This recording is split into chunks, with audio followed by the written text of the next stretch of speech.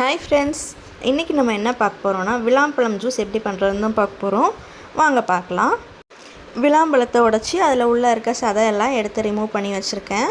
அந்த தோடை நம்ம யூஸ் பண்ண மாட்டோம், அதை தூர போட்டுக்கலாம்.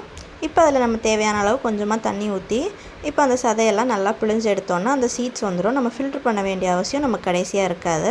சீட்ஸோட போட்டோன்னா அந்த சீட்ஸோட டேஸ்ட் அப்படியே நிறன்னு ஒரு மாதிரி இருக்கும். அதுக்காக தான் இந்த ஸ்டெப் பண்ணுறோம்.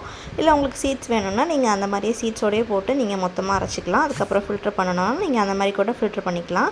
நான் இன்றைக்கி தண்ணி ஊற்றி நல்லா பிசைஞ்சு சீட்ஸ் எல்லாமே ரிமூவ் பண்ணி எடுத்துக்க போகிறேன். பாருங்கள், தனித்தனியாக சீட்ஸ் எல்லாம் வந்துச்சு. கொஞ்சம் பிசைஞ்சோடனே அந்த தண்ணியில் எல்லாம் போயிட்டு இந்த மாதிரி நம்ம ரிமூவ் பண்ணி எடுத்து வச்சுக்கலாம். இந்த ஜூஸ் உடம்புக்கு ரொம்ப நல்லதுங்க. சுகர் லெவலை ரொம்ப கண்ட்ரோல் பண்ணும், ப்ளட் சுகரை கண்ட்ரோல் பண்ணும். இந்த ஜூஸில் ஃபைபர்ஸ் நிறையா இருக்குது, டைஜஷனுக்கும் இது ஹெல்ப் பண்ணுது. இப்போது இந்த மாதிரி சீட்ஸ் எல்லாம் நம்ம ரிமூவ் பண்ண அப்புறம் ஜூஸரில் போட்டு நம்ம அடித்து எடுத்துக்க வேண்டியது தான். இது புளி டேஸ்ட் எக்ஸாக்டாக இருக்கனால நமக்கு இதில் நிறைய சுகர் தேவைப்படும்.